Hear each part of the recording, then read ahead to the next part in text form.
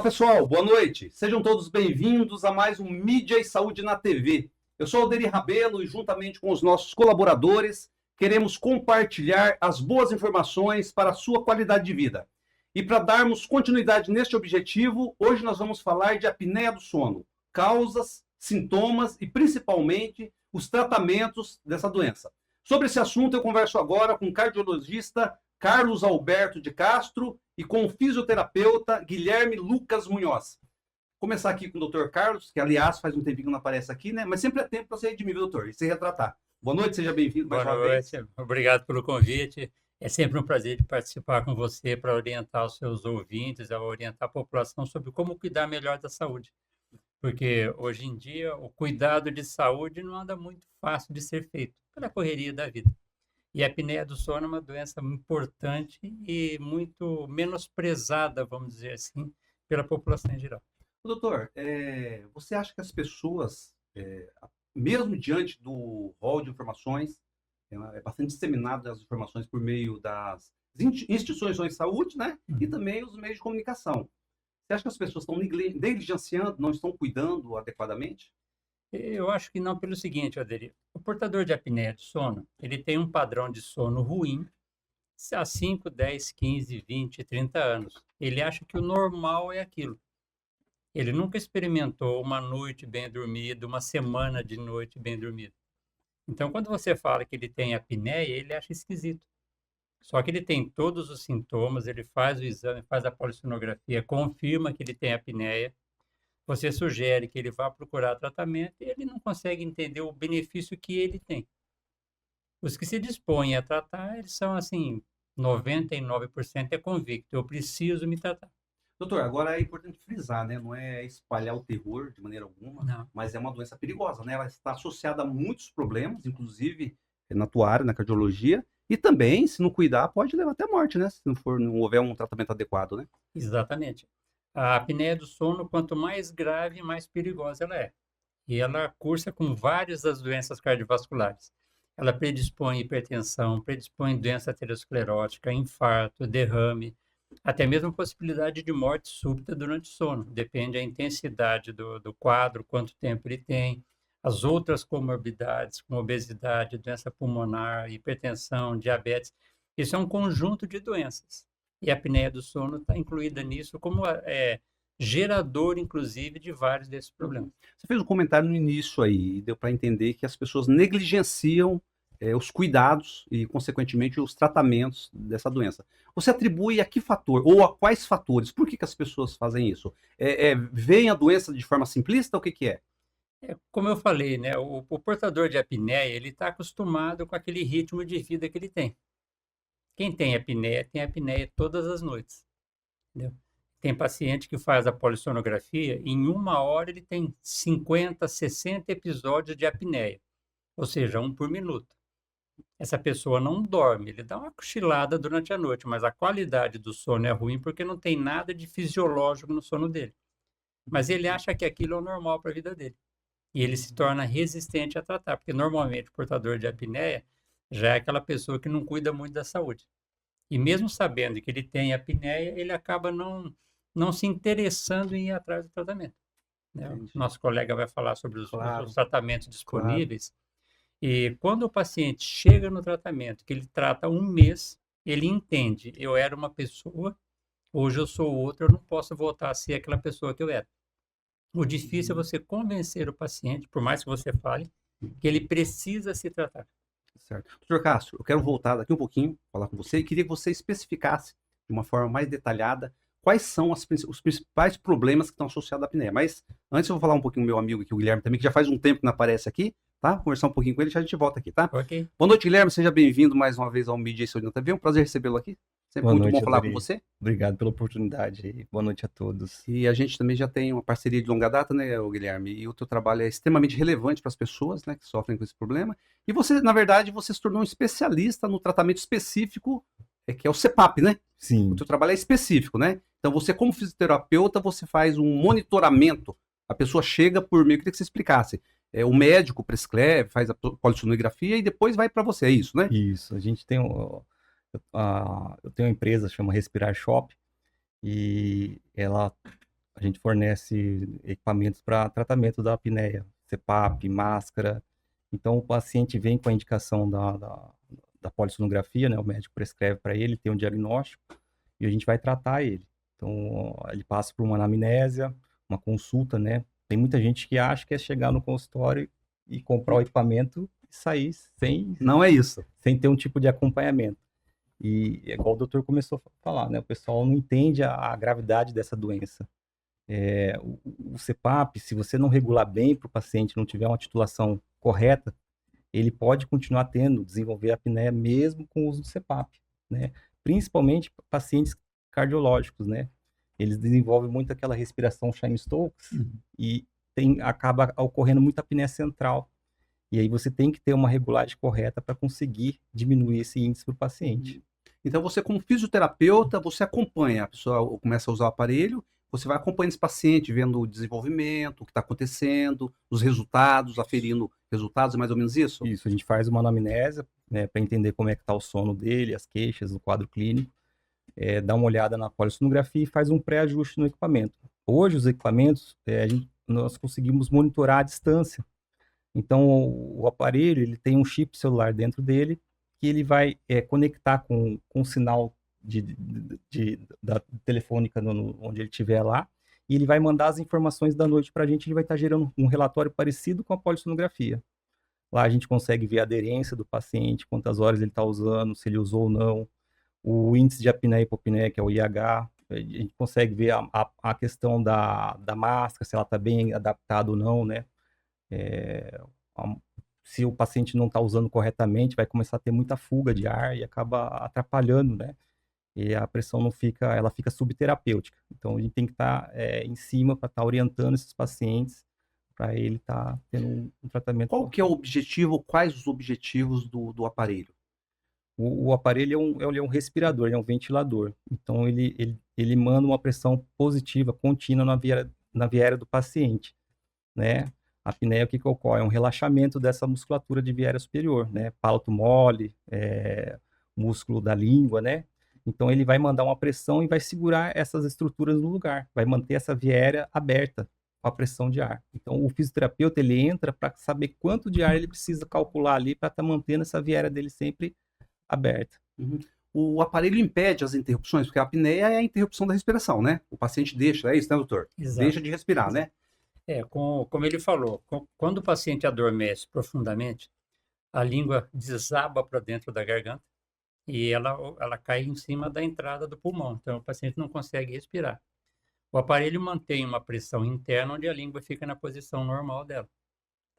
Mas deixa ele terminar o que ele estava falando, depois a gente explica sobre o que acontece no mecanismo para não atravessar essa questão dele. Sim. Então, a gente tem que titular essa pressão para manter essa via aérea sempre aberta e estar diminuindo esse índice. Mesmo com o equipamento, o paciente ele ainda pode desenvolver algumas apneias residuais, né? O que seria isso? Ele pode ter um índice de até 5 eventos por hora, que é normal. Ele não vai ter prejuízo à saúde, né? O diagnóstico da apneia, ele é dado pelo índice de apneia e hipopneia. E o índice normal seria de 0 a 5. Tá? A partir de 5 ele já começa a desenvolver uma apneia. 6 a 15 é uma apneia leve, de 15 a 30 ela é moderada e acima de 30 ela é grave. E muita coisa que a gente tem que observar também é a parte da oxigenação dele, né? A carga hipóxica que esse paciente desenvolve, né, durante a noite. Às vezes o paciente tem um IH muito elevado e tem uma carga hipóxica baixa, não é tão grave a carga hipóxica dele. Ou você pegar um paciente, às vezes, que tem um IH um pouquinho mais baixo, mas a carga hipóxica dele é importante. Então, esse paciente desatura menos, né? Tem menos oxigenação, esse é um paciente mais grave. E é onde vai ter mais problema cardiovascular, onde é a área do doutor. Entendi. Doutor Cássio, então, falando especificamente, num contexto geral, falando agora no organismo como um todo, eu queria que você falasse quais são as principais consequências, e especificamente na tua área, na questão cardiológica, né, o cardiovascular. Queria que você falasse quais são as principais doenças decorrentes da apneia, quais os problemas que a apneia podem causar. A apneia é uma doença que a base dela é um distúrbio mecânico. A língua cai na garganta e asfixia o paciente. A consequência é a alteração metabólica. Porque o corpo, para funcionar, ele tem que ser nutrido. certo? Quando o paciente faz apneias prolongadas, onde a concentração de oxigênio no sangue cai muito, as células são mal nutridas. Isso acontece todas as noites, 4, 6, 8 horas por noite. O grande problema é o seguinte: quando você oxigena mal o seu corpo durante 6 ou 8 horas, na hora que você acorda, não é um botão liga e desliga, as células estão oxigenadas. Elas passaram horas em sofrimento por falta de oxigênio. Então, o metabolismo delas está alterado. Não é o termo correto, mas vamos dizer assim, elas ficam meio inchadas porque elas funcionaram mal. Quando você acorda, o seu corpo está todo alterado. Essa alteração metabólica, dia após dia, semana após semana, durante vários anos, ela predispõe doença aterosclerótica, tal do entupimento das artérias, ela predispõe obesidade, predispõe doença cardiovascular mesmo, pode progredir para infarto, pode progredir para derrame, e até mesmo em casos muito graves, o paciente pode ter uma arritmia grave durante a noite e ter até mesmo morte súbita durante o sono. Tudo isso, tudo isso. Então, é um problema de saúde que é sério a depender da gravidade, que tem um tratamento que é eficaz, específico, com o aparelho nos casos mais graves. A eficiência do tratamento é muito boa, diminui o risco do paciente, melhora a qualidade de vida. Mas o ponto central é o paciente tratar. Essa é a grande pedra no sapato. O tratamento existe, o diagnóstico existe, a orientação existe, mas assim, centenas e centenas de pessoas em Maringá que sabem que tem apneia, nunca foram na clínica dele para ver o aparelho. Eu sempre falo para o paciente, vai lá, aluga o aparelho, use 30 noites. Se você voltar daqui a 30 noites e falar assim, o aparelho não me ajudou em nada, eu até falo, você não precisa. Mas eu duvido que isso vai acontecer se você fizer isso. Então tem uma eficácia. Só que não, a eficácia é excelente. Só que ele não vai. Então, o problema é esse. Doutor, na verdade, esse problema ele afeta toda a qualidade de vida do paciente, né? A pessoa que sofre de apneia, ele tem uma consequência, um comprometimento num contexto geral, né? Sonolência diurna, isso interfere na produtividade no trabalho, aumenta o risco no trânsito, porque bobeou, o cara dorme no trânsito, no volante, né? Eu me lembro, há muitos anos atrás, contar um caos rapidinho aqui. Eu atendi um agricultor de uma cidade vizinha. E um dia a secretária falou assim, doutor, ele dorme sentado na cadeira. Aí eu fui investigar melhor, né? E ele falou assim, quando eu venho aqui para Maringá para comprar meus insumos, eu tenho que vir alguém comigo. Uma cidadezinha vizinha, 50, 60 quilômetros. Se não vier ninguém comigo para conversar, eu tenho que parar 2 vezes para dormir na vinda e 2 vezes para dormir na volta. Que me dá um sono assim que eu não me aguento. Então, pelo menos ele era esperto, encostava o carrinho dele. Aí eu sugeri que ele procurasse. Ele não procurou.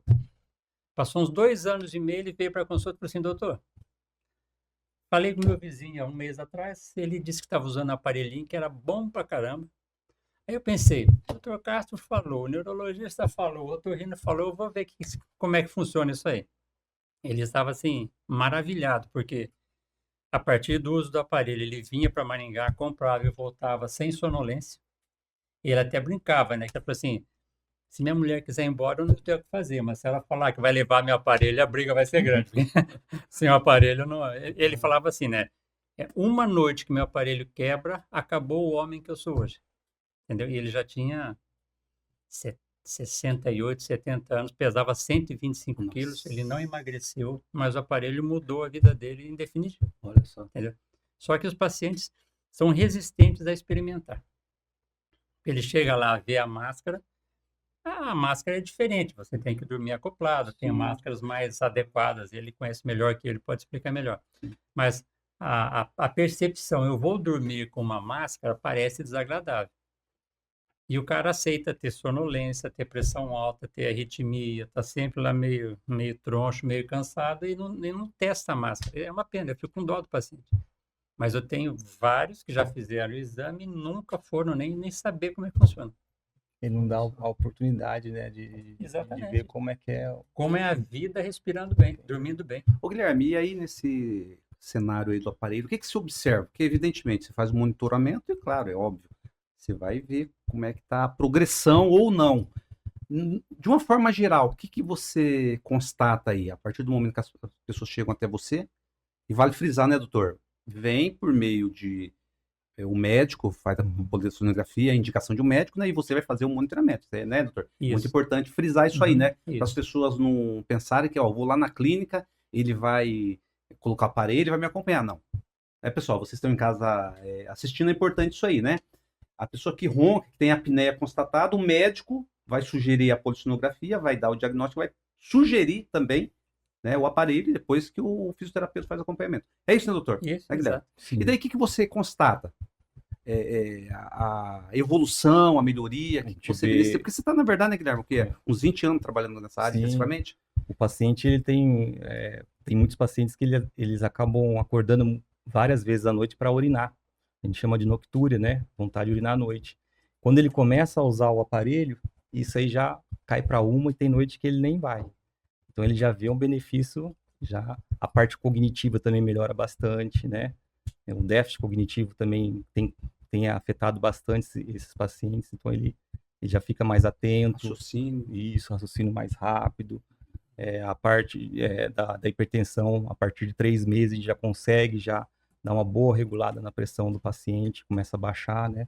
A Tem pacientes, hipertensão, né, doutor? Desculpa te cortar, É. Guilherme. Um também, né, uma das consequências, né? Pode ter essa interferência Hipertensão, celular, né? tem paciente que usa medicação, né, doutor? E é difícil de baixar isso. essa pressão. Às vezes com o CPAP a gente consegue um tratamento coadjuvante para conseguir Entendi.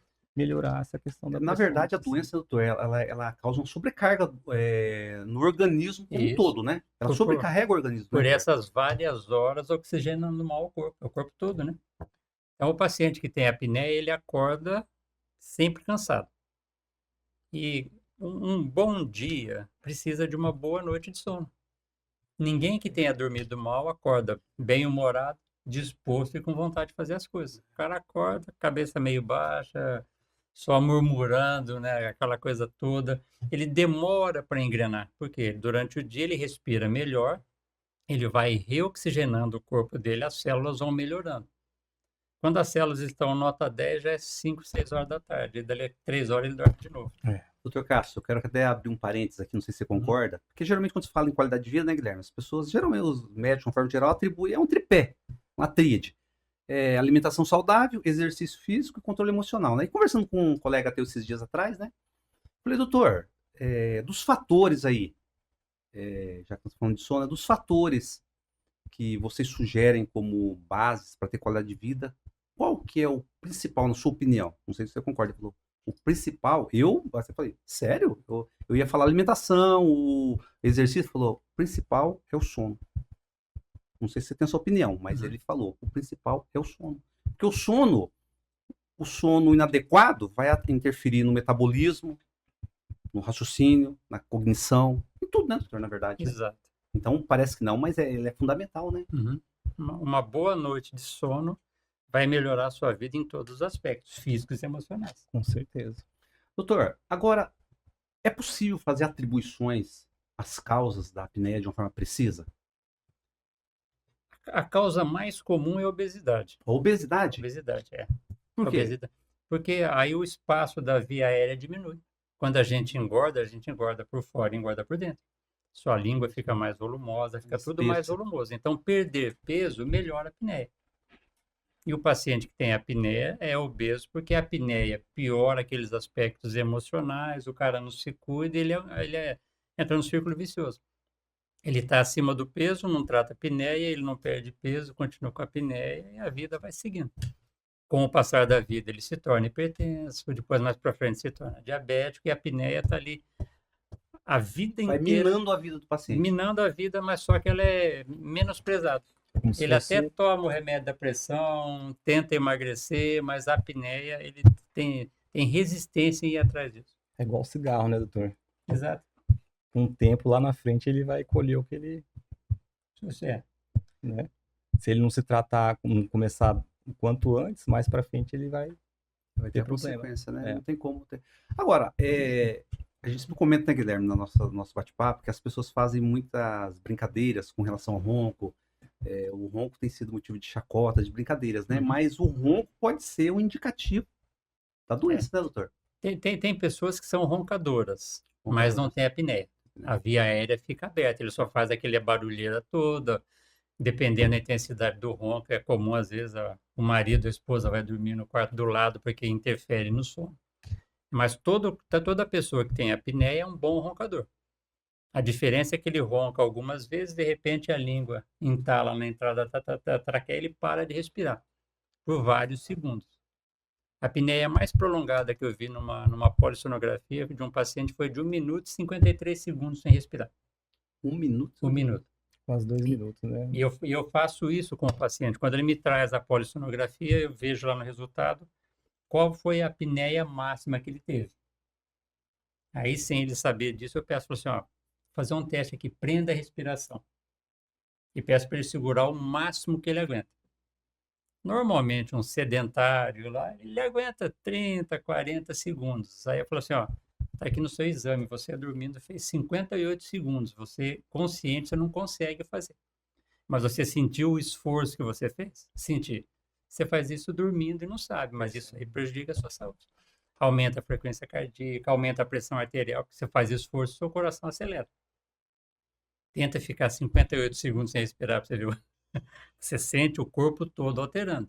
O cara faz isso 100 vezes numa noite. Isso aí tem prejuízo biológico, mas o difícil é que ele perceba isso, porque ele está dormindo. Nível cerebral tem uma consequência direta, né? Tem a má oxigenação cerebral. Qual que é possível dizer o máximo que o ser humano consegue ficar sem respirar, já que o assunto é isso aí? Mais ou menos, doutor? Isso é muito relativo. Relativo? Muito relativo, porque cada um tem uma certa tolerância. Para minha surpresa, esse tempo atrás eu fiquei sabendo que o campeonato mundial de mergulho em apneia, parece que o cara fica 12 minutos sem respirar mergulhando. 12 minutos? Eu nem imaginava que fosse possível, né? Mas parece que é 12 ou 15 minutos. O cara aprende a respiração e fica. O metabolismo dele é treinado, é claro. De volta e meia, um cara morre enquanto está mergulhando, né? Porque a hipóxia é muito grande, o cara perde a consciência lá a 20 metros de profundidade. É complicado, entendeu? Porque é mergulho sem equipamento, mas isso são atletas profissionais altamente treinados. Qualquer pessoa que fique 1 minuto sem respirar, 50 vezes numa hora, 30 vezes em 1 hora, 5 horas seguidas, o corpo dele está todo alterado. É um esforço físico, biológico muito grande. Então não tem como não tratar. A nossa dificuldade é mostrar isso para o paciente, porque ele está acostumado com aquela vida. E ele está dormindo, ele não sabe que o corpo dele passou a noite inteira naquela briga toda ali. Ele só fala assim, eu não lembro do que eu sonho. Ele não sonha, não lembra do sonho, porque ele não consegue aprofundar os níveis de profundidade normais no sono. Porque num sono normal, fisiológico, são 4 níveis de profundidade. O cérebro só descansa no 4º nível, que é a fase REM. Quando você entra na fase REM, você fica 30 a 40 minutos, 3 ou 4 vezes numa noite. O cara que tem apneia de minuto em minuto, ele demora para chegar na fase REM. Quando ele chega na fase REM, o que o corpo faz? O cara aprendeu a respiração 1 minuto. O cérebro superficializa o sono para ele voltar a respirar. Aí ele não permanece na fase REM. Então, o paciente que tem apneia não sonha. Ele não sonha? Ele não lembra, ele não consegue lembrar. Você, quando acorda, fala, tive um sonho com isso, tive um sonho com aquilo. O paciente que tem apneia não lembra porque ele não chega lá no fundo para o cérebro descansar. Entendeu? Por isso que a saúde vai piorando, ano após ano. Pensa isso, então, a médio e longo prazo, o que isso pode repercutir? No longo prazo, sempre está afetando a saúde. Essa semana eu peguei um paciente que ele estava com edema no cotovelo. E diz que ele acorda, ele se joga no chão para tentar voltar a respirar. Dormindo. Se joga no chão? O cotovelo dele estava inchado, assim, uma bolinha. Tanto que ele sofria para dormir. A apneia é tão grande que ele acorda. Ele se joga da cama, ele tem que pular da cama para ele voltar a respirar. Ô, Guilherme, e ele não lembra de nada. Ele não lembra. Ele só lembra a partir do momento que ele acordou, entendeu? Mas ele faz uma apneia tão severa, com uma hipóxia tão severa, que ele literalmente acorda afogado. Ele pensa que é alguma outra coisa, mas não é. Só que ele não estava respirando por bastante tempo. Lembra quando a gente era criança e queria mergulhar o mais longe possível na piscina? Sim, sim. Sabe aquela sensação quando você estava saindo que não se aguentava? O paciente com apneia tem aquilo, só que ele está dormindo. Ele não percebe. Só na hora que ele acorda, ele fala assim, nossa, eu acordo com uma falta de ar que eu não sei o que é. Ele começa a achar que é o risco de infarto. Um dia ele pode infartar, mas aquela falta de ar é a da apneia, né? O cara cair da cama, você imagina o tanto que ele se agitou.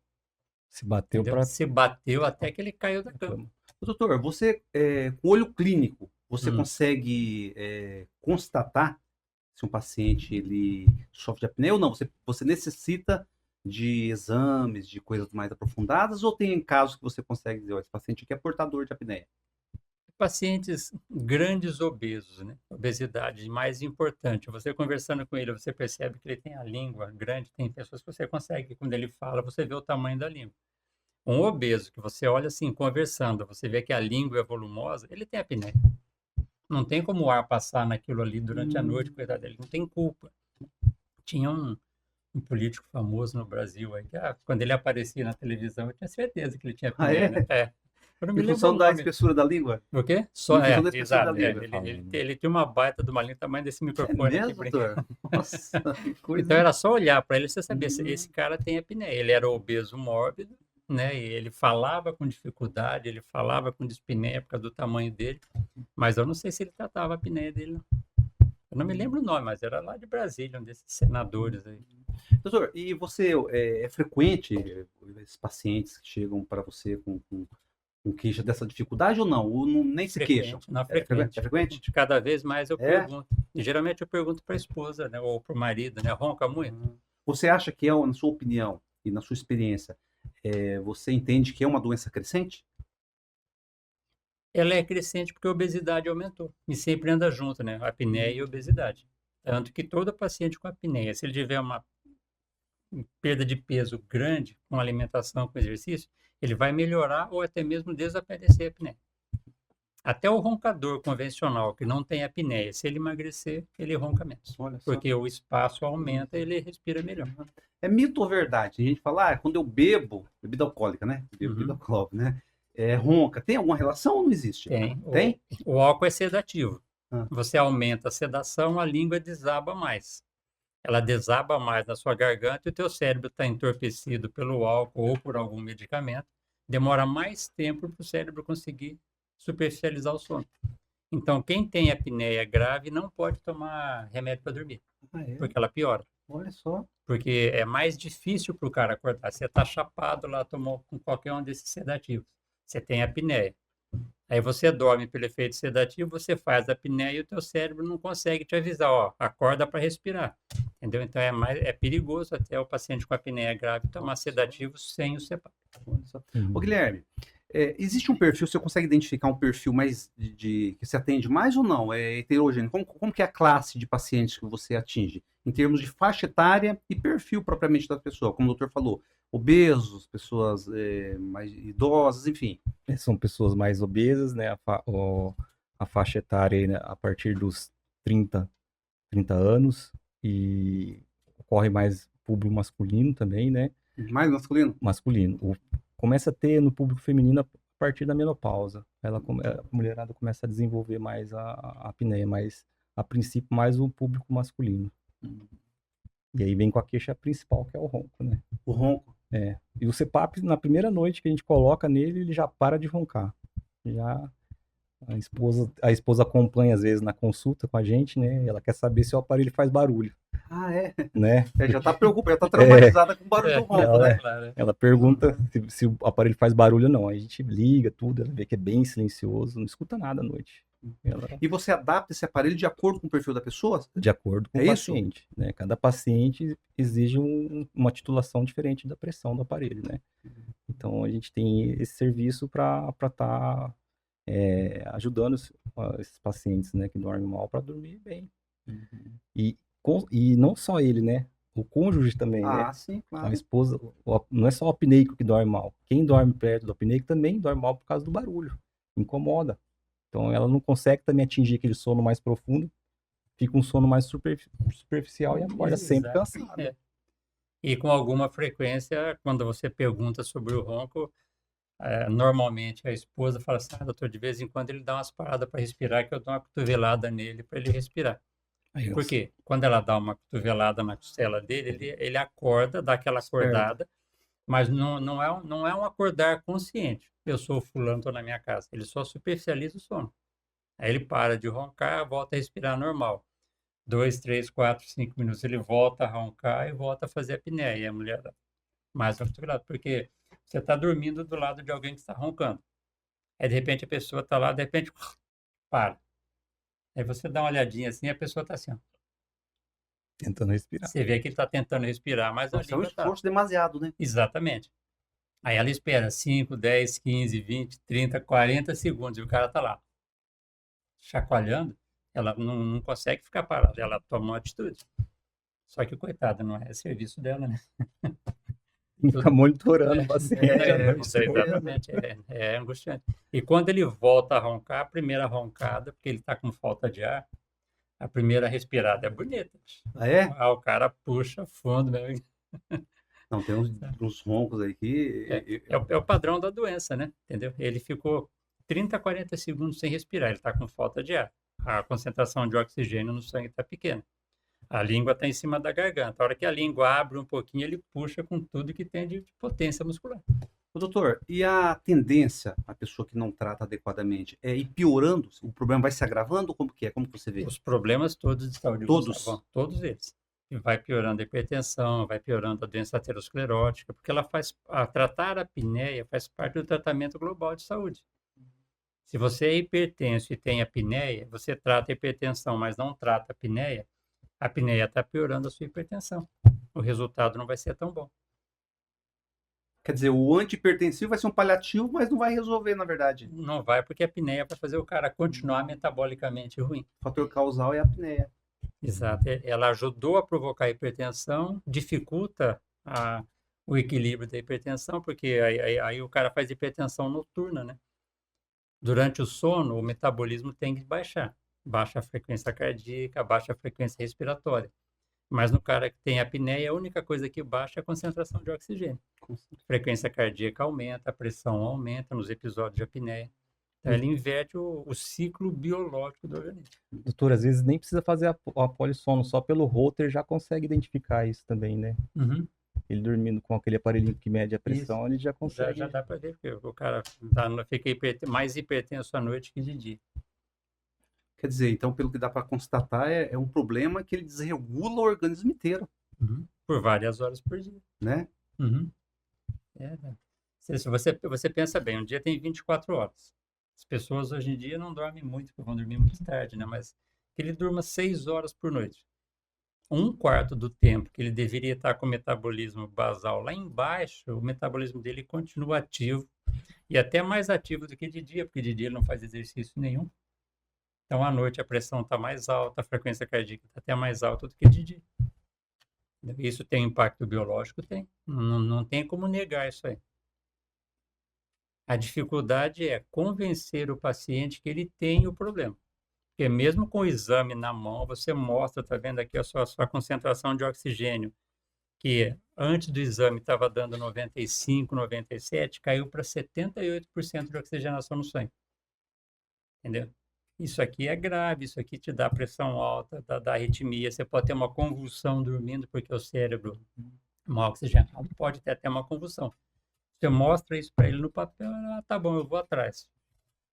Doutor Castro, eu lembro que uma vez fez um comentário, você vai lembrar disso aí, mais ou menos assim. Muitas pessoas, ele tá com problema sério, tá com problema, né? Tá na iminência do infarto, por exemplo. Então o cara vai no cardiologista, o doutor Castro passa um remedinho, a pessoa toma todos os cuidados ali. Amenizou, o cara já volta aos hábitos, né? Mais ou menos assim, né? Tem muito normal, né? Comportamento humano. Né? Comportamento humano. Relaxa, né? Quer dizer, o cara tem um problema supostamente sério, ele cuida. Ah, eu vou cuidar, muda tudo, mas depois... Ele volta. Na verdade, é assim, falta uma consciência, uma efetividade nos cuidados de uma forma geral, né? Não apenas ir ao médico e tomar os medicamentos, mas nos cuidados do dia a dia, como a alimentação, o exercício, né? A higiene do sono, né? E uma série de questões, doutor, que na verdade a saúde é um conjunto de fatores, não é um isolado, né?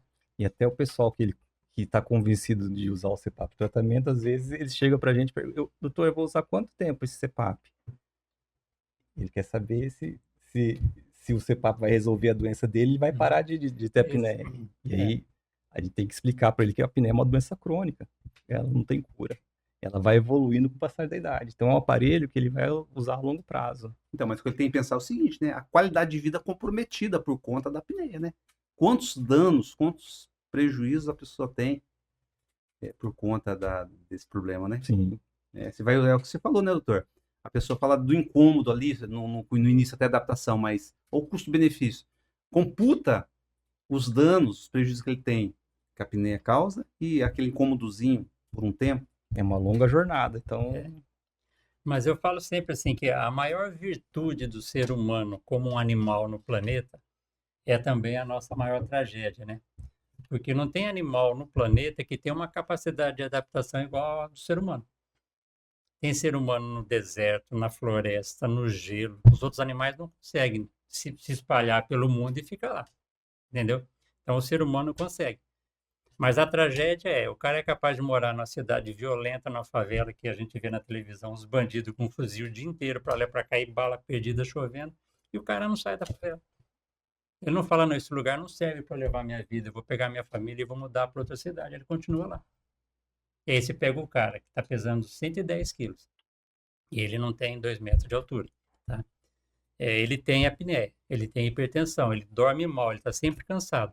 Ele se adapta àquilo ali e acha que a vida é assim e não vai. Que bom, deixa eu mudar alguma coisa na minha vida para ver se eu consigo sair desse buraco aqui. Entendeu? Porque quando o paciente chega na mão dele, o índice de desistência é baixo. Mas mesmo assim, tem paciente que chega lá, testa o aparelho e fala assim: meu Deus do céu, aquela máscara é horrível. Eu não entendo, eu nunca usei, né? Então não posso falar que ela não seja horrível. Mas eu sei que viver com a apneia é pior do que a máscara, entendeu? E ele usa a desculpa de que a máscara tem que dormir com aquela máscara, uma coisa ou outra, e não trata a doença. Ele prefere ser parceiro da doença do que ser parceiro do tratamento. ser vizinho lá dos Né? dos tiroteios lá morando. Exatamente. Convive com a apneia. Né? Exato, convive. Doutor, voltando só um pouquinho na questão da pressão arterial. A gente ouve falar popularmente, não sei se é popularmente ou se existe dados científicos quanto a isso.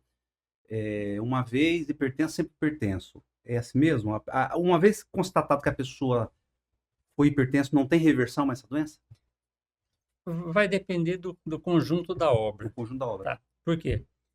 O cara é hipertenso, não faz exercício, vive estressado, acima do peso, bebe muito, come muito. Se ele corrigir todo o resto, talvez ele se torne normotenso. Ou precise de uma baixa carga de medicamentos. Mas se você não resolver o resto, ele vai ser hipertenso o resto da vida.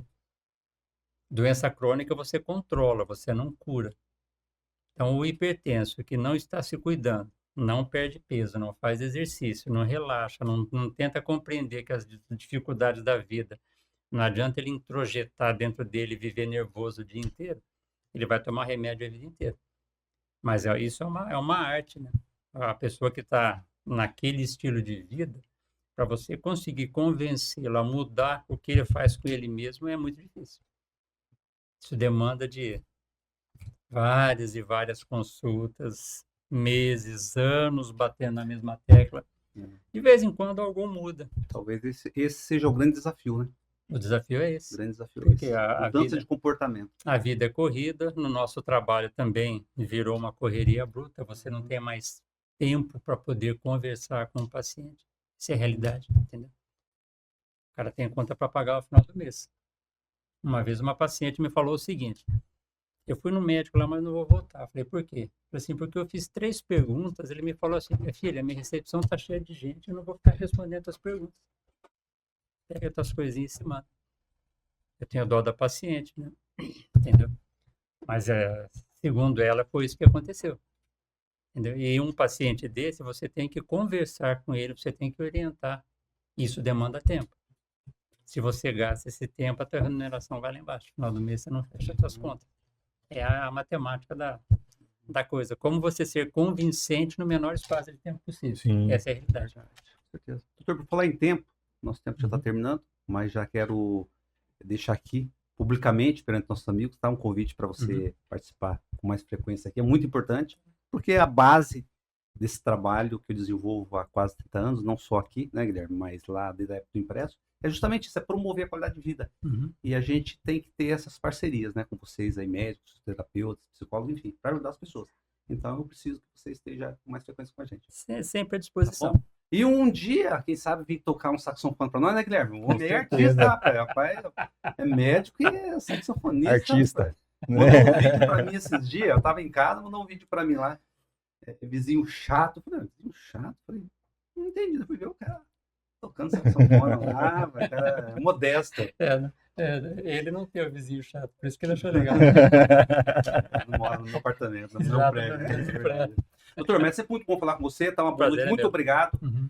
E espero encontrá-la aqui em breve. Se você quiser ficar, fica à vontade, quiser deixar uma mensagem pro pessoal aí. Sempre eu gosto de terminar, já que nós somos da apneia, qual que é a sua sugestão, as suas orientações? Fica à vontade. Bom, a minha sugestão para você que tem um diagnóstico de apneia, que você pense seriamente em tratar, porque a apneia é um bandido escondido lá embaixo do seu colchão que você não percebe o que ele faz de ruim na sua vida. Você só vai descobrir o dia que você levantar o colchão e tirar o bandido de lá. Então tem que tratar, né, doutor? Tem que tratar, tem que tratar. A Certo. apneia, quanto mais grave, mais importante é o tratamento.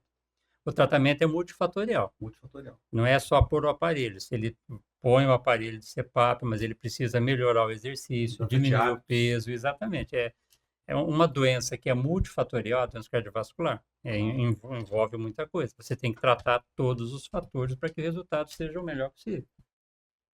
Tá certo. Certo? Recado dado, boa noite, até breve. Um abraço. Até mais. Guilherme, fica à vontade também. E obrigado mais uma vez por participar aqui com a gente. Obrigado, Deri.